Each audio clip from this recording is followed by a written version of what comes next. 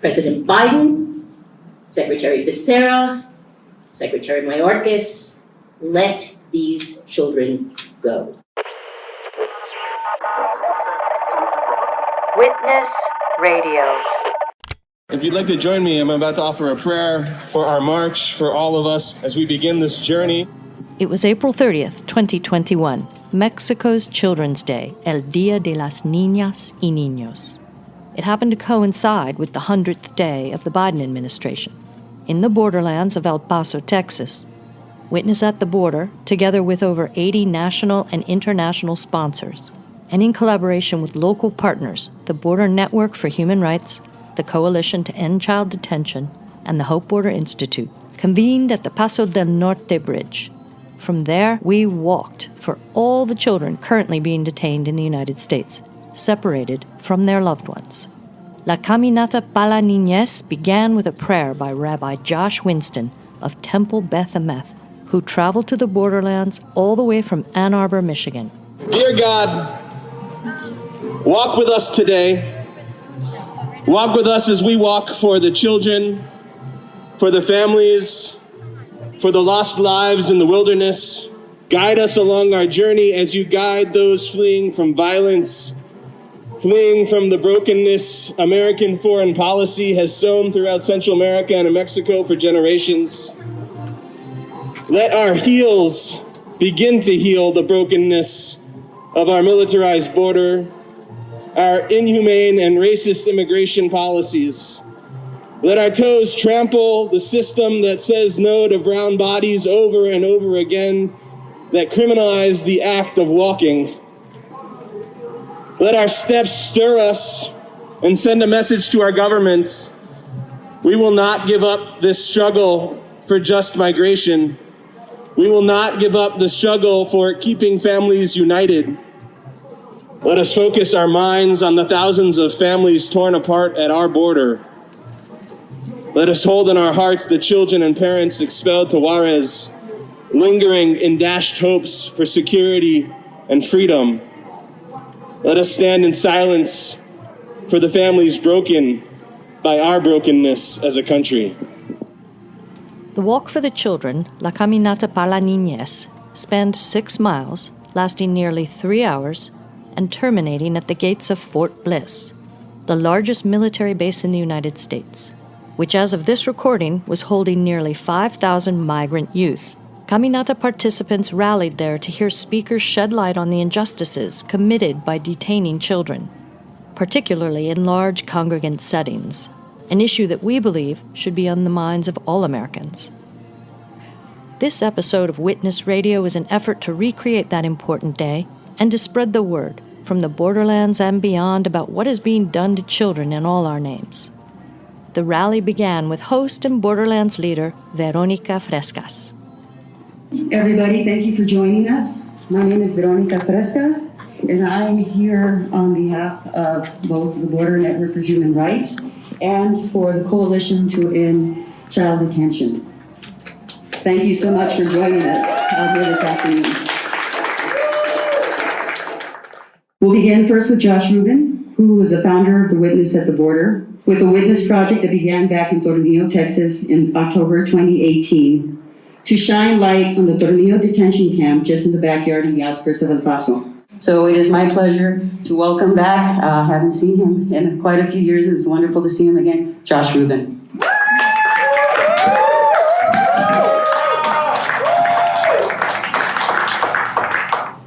It's good to be here, and it's good to see you.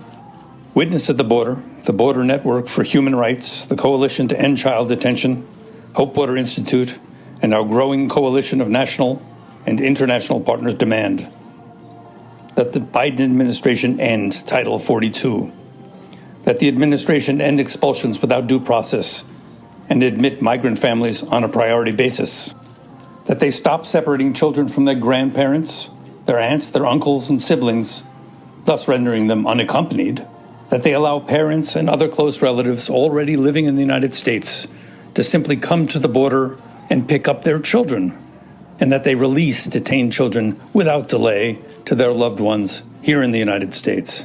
On this Children's Day, April 30th, 2021, we ask you to stand with us and bear witness in defense of human dignity and the human rights of migrant children and their families. This is why we witness. This is why we walk.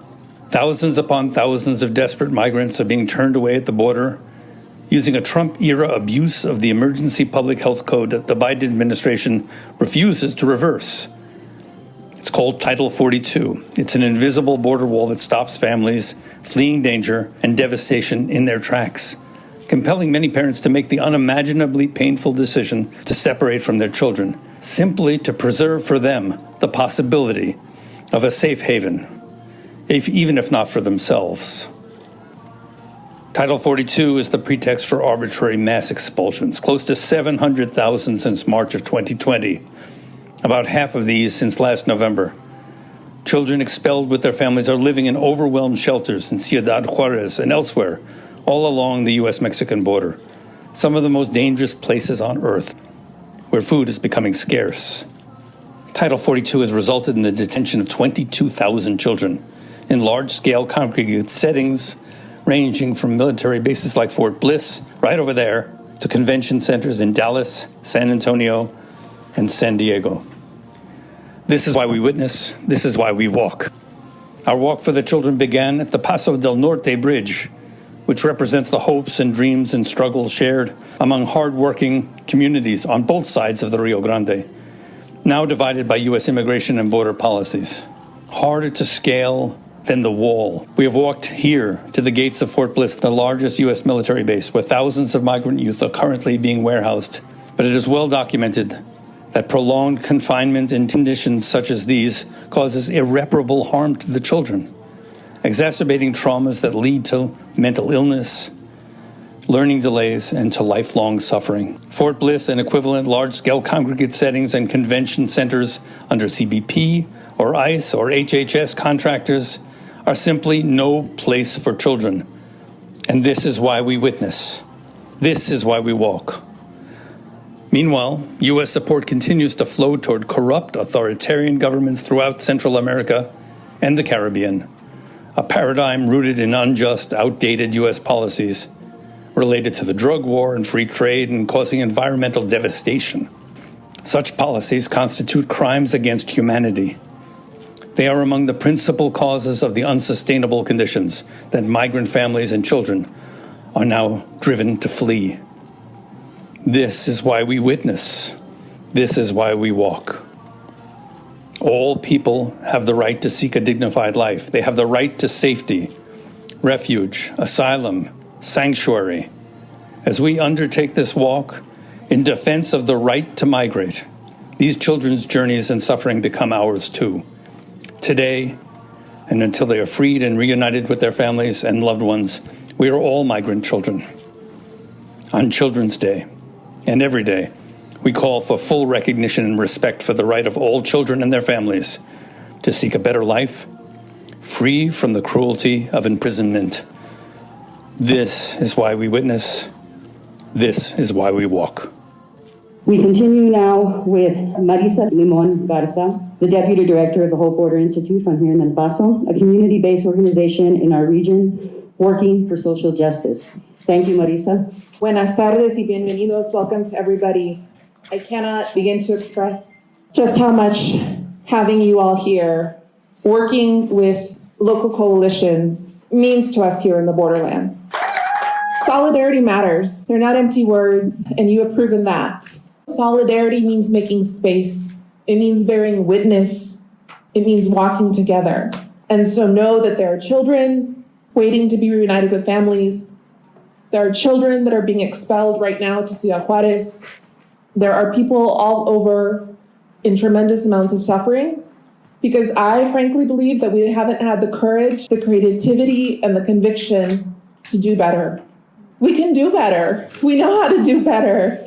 But instead, we're feeding the carceral system by supporting these efforts. We're feeding into systems that are based in white supremacy and xenophobia at their core. And so now it's folks like you, folks like us, that every day have to say no, that there's another way to do this, that we can welcome with dignity, that we can live up to our stated values, that we can be the promise to these people that legally we say we will offer. And so I encourage you to use this moment as fire to continue the work, talking to all members of Congress, targeting the White House, telling the Biden administration very clearly what the demands are that Josh so clearly explained. It's not radical, it's not extreme, and it's within our possibility, but we have to have the will.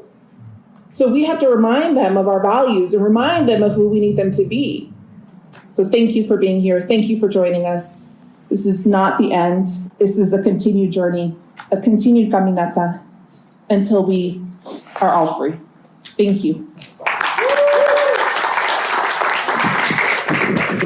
Next, we have Susana Herrera Villa. She's a coordinator with the Border Network for Human Rights, which is an organization created to advance the dignity and rights of all persons with the end goal of building sustainable, organized community power that gives border residents and immigrant families a voice by providing the skills, organizations, and the opportunity to lead. And so Susana, mi compañera, will say a few words to you in Spanish. Susana? Buenas tardes, mi nombre es Susana Herrera y soy coordinadora de la Red Fronteriza por los Derechos Humanos. Good afternoon. My name is Susana Herrera, and I'm coordinator of the Border Network for Human Rights. Well, I just want to tell you quickly how in recent years, unfortunately, we have seen our brothers and sisters from Central America and also Mexico coming. And the truth is that for me, it has been very painful to hear their stories. Through the church that I attend, we've been receiving refugees, whole families, and the stories of how they are treated is very, very sad. Today is April 30th. Children's Day, and the healthiest thing for all children is that they should be playing in a park, or in their homes, or in their schools, safe and happy. Instead, we have to be here, walking, demanding that all those children who are now in detention, who are in inhumane conditions under tents, be free. We know that this is not how children should be spending their days. A person very close to me is working there at Fort Bliss and reports that the treatment the children are being given is inhumane. They are going through an experience that no child should have to go through. They have 2 minutes to bathe in baths that are not dignified for children. They sleep in beds and dormitories that are not suitable for children. They are cold. The children are in crisis because they have already gone months without being able to talk to any family member, and they are only told that it is not time yet, that you can't. There are children who are suffering, experiencing a deep trauma they may never be able to overcome. I put myself in their place as a mother because I have 3 children, and I sometimes wake up thinking about those kids, going cold, going hungry, and I say, it's inhuman the way they are being treated. I know this new administration is telling us to give them time, but we have to demand that they act more quickly. These children cannot be imprisoned. These children aren't even called by their names. These children are little more than a number for this country. I want to thank everyone who came from so far. We have to continue moving forward, because if we don't keep insisting that these tents that have been pitched here in Fort Bliss be taken down, these children are going to continue to suffer even more. Thank you.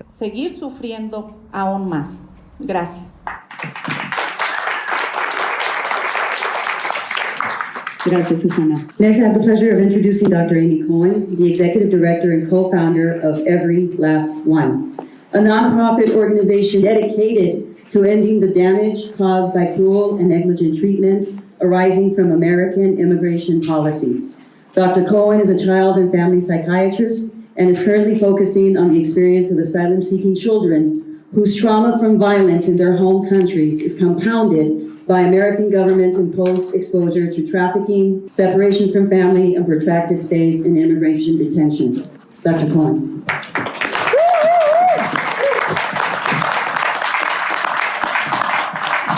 We thought it would be better, right?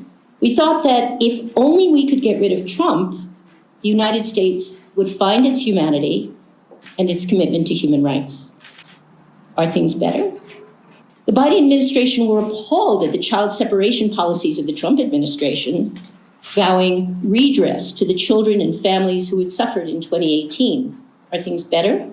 We now have more than 22,000 migrant children in detention custody, That is more than twice the highest number held any time during the Trump administration. More than half of those children have parents living in the United States, parents desperate to bring them home and to care for them. Nearly all the rest have some other relative ready to take them home. Just like during zero tolerance, we are torturing children. That is not hyperbole. I say that as a physician.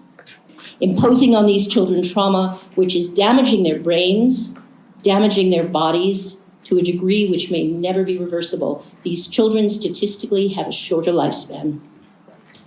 A 4-year-old child who weeks after reuniting with her mother still cries every day, awakens terrified every night, is unable to let her mother out of her sight and asks, "Why did you let those men take me away?" Imagine that you are a 14-year-old girl who has escaped an abusing father. You've taken the journey to be with your mother, who desperately awaits you. You were kidnapped for a month in Mexico, raped, and finally released once your mother had put together all of the ransom and your captors were done with you. You have kept before you the vision of your mother's face, her voice, her smell. You long to be in her arms.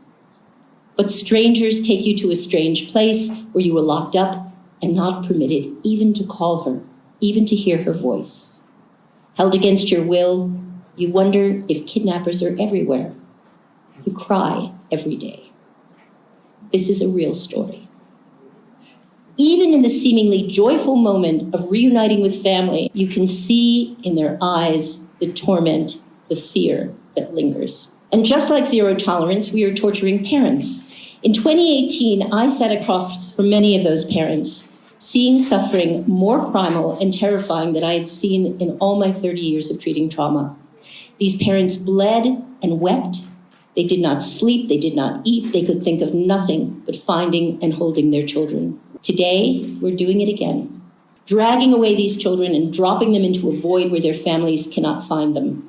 Often parents are going for weeks without hearing from children at all. They call the government child finder line for migrant children taken into custody. They're put on hold for hours, only to be told nothing, that they must, and this is a quote, be patient and practice serenity. It may be weeks before they receive a single call from their child, longer before they hear from anyone who will instruct them on how to gain that child's release. The call will come from a blocked number. The caller will refuse to give his or her name or any contact information. The instructions will be given, and if the parent is confused, there will be no one to call and ask for help. Or the instructions will be followed to the letter and the 33-page family reunification packet submitted with nothing. No call acknowledging the submission, asking for anything further, just silence. For these parents, this is exactly as if their children had been kidnapped. They have done nothing to demonstrate incapacity as parents. They have not had their parental rights taken away by a court of law, but they are stripped of all power, all agency, all dignity, all capacity to do what they are desperate to do, parent their traumatized, frightened children. And as with kidnappers who may have held their children, these parents will do anything to get them back. Endure humiliation, endless questions, more hoops to jump through, more tests to pass. All are afraid that if they push back, their child will suffer more for it, or perhaps that they will never see their child again. The government will tell you that by keeping children from their families, they are protecting migrant children against the dangers of trafficking and abuse. I know of no data showing that detained migrant children, when granted a phone call, are the least bit inclined to call a trafficker. But there is plenty of data documenting the damage to a child when she is withheld contact with the one person she needs most to soothe and comfort her. And we are protecting this child against traffickers? Who is protecting her against us? In Dallas, 1,500 boys are languishing in an enormous convention center hall, spending all day, every day, doing pretty much nothing in a windowless room. These boys are never permitted to go outside. These children are spending endless days in boredom, in despondency, and anxiety. They never see the sky or the sunshine, let alone feel its warmth or breathe in fresh air. Some have been there now for 2 months. They are no longer even permitted the diversion of games or drawing materials. 1,500 children there and 1,500 girls in the San Diego Convention Center. This military compound behind us has made room to warehouse up to 5,000 children. Children are given absolutely no sense of how or if they'll be released, which is really the worst thing you can do to them. One girl is getting daily nosebleeds from the stress. Another child is beginning to cut herself. Others have stopped eating. Children are fainting. Illnesses for which the only responsible treatment is release and reunification, and I say that as a doctor. But we are protecting these children from traffickers. In fact, an argument can be made that the traffickers from whom these children need to be protected are actually on the government payroll. They are the real beneficiaries of these policies, and they are making a fortune from this suffering. Who are they?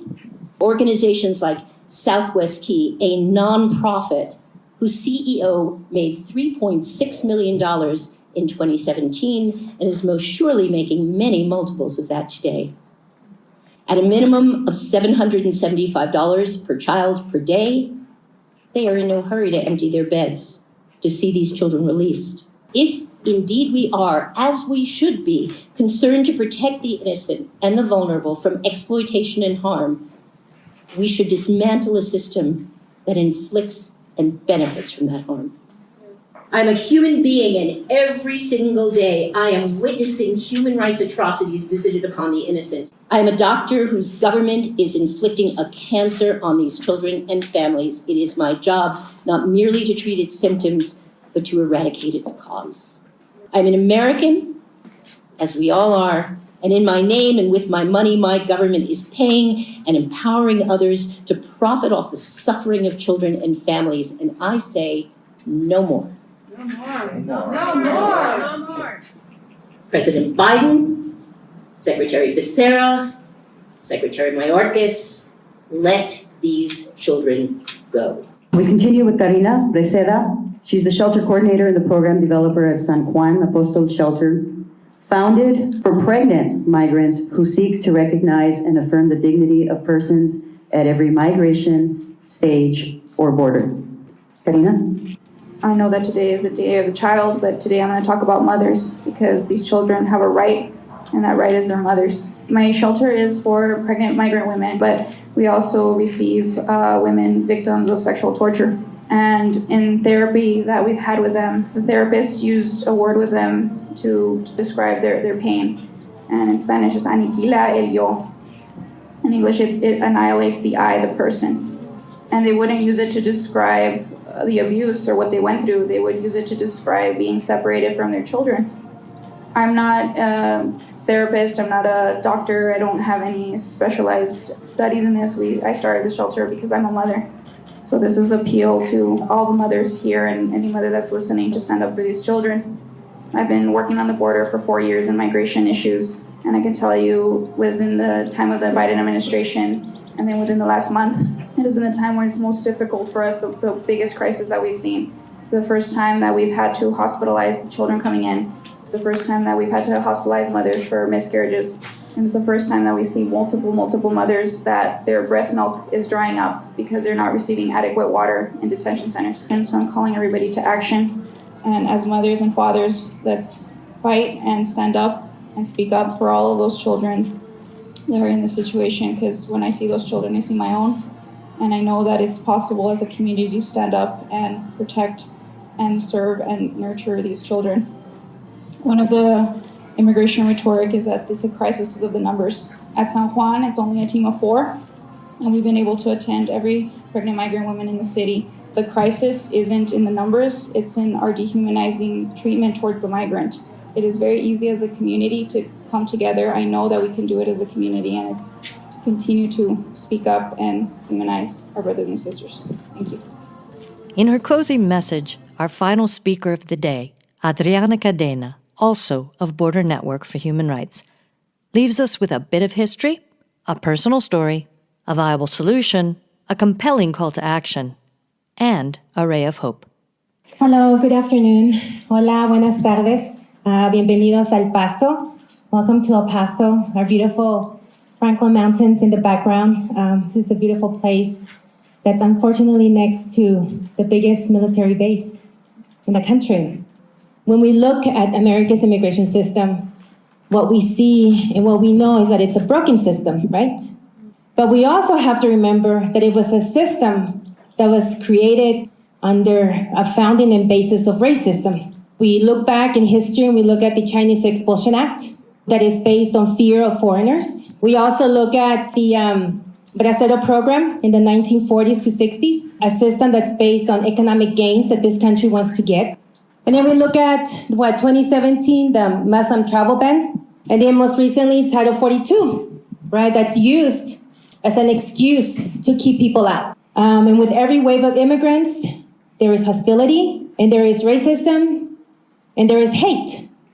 We need to reestablish America's immigration system to something that is more humane, that actually values human life. And that is why we have launched the We Are the 11 Million campaign. And when we talk about the 11 million, we are talking about many people, families, fathers, mothers who have been here for 20, 30 years and have no way of becoming legalized. For whatever reason that there is no line.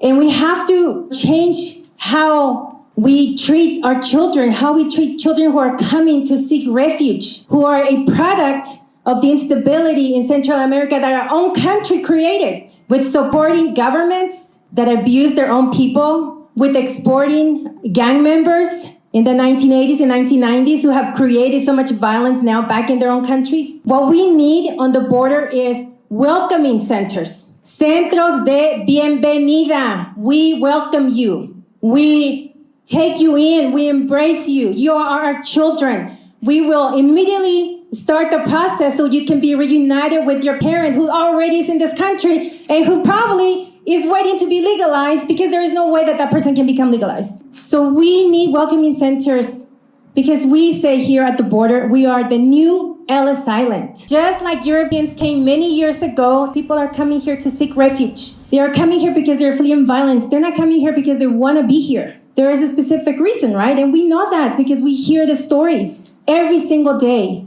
You know, when I came to this country, I came as a child with my mother, who was coming to reunify with my father. My father actually came to this country first as a bracero. So we crossed the border, and we got detained. I was with my mom, and I was with my two siblings. And I still remember every single day what that experience was like. I cannot imagine what it's like for these children now, who are completely alone. And that's why, we also need to hold these government agencies accountable for what they do, from Border Patrol to Customs and Border Enforcement to ICE to places like these vendors that are gaining out of holding children because they win when they have more beds that they're filling. And when you hear the stories of the children who don't even have access to sunlight or who are only allowed to go out a certain amount of time, it is so devastating, and it just gives us more ganas to fight this system, to change the laws. We as a country, need to work together. We need to change the system, and we need to call for a comprehensive, inclusive immigration reform that begins at the border on how people come here and ends at legalizing and providing a pathway to citizenship to the millions of families who are waiting and who are already part in the fabric of this country. We need change in our immigration system, and only we can do that because we are the people, and we, all of us collectively, have the power to change that. Don't we? Yeah. ¿Quién tiene el poder? We do. We have the power. Thank you.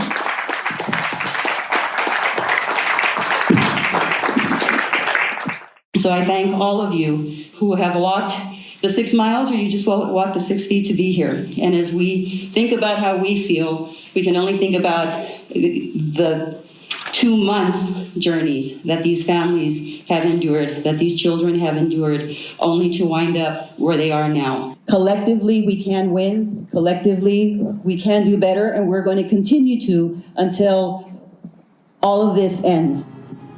Thank you, gracias one and all for joining us for the Caminata para la Niñez. I'm Sarah Towell, host and director of Witness Radio. And I hope you enjoyed this recreation of our April 30th Day of Action. I also encourage you to stay tuned for more news about Witness at the Border and Fort Bliss. In recent days, reports from CBS, the New York Times, the BBC, and El Paso Matters confirm that the largest military base in the U.S. is now the nation's largest detention center for migrant youth, housing nearly a quarter of the total number of kids in the care of the U.S. Department of Health and Human Services, and that conditions are indeed unspeakable.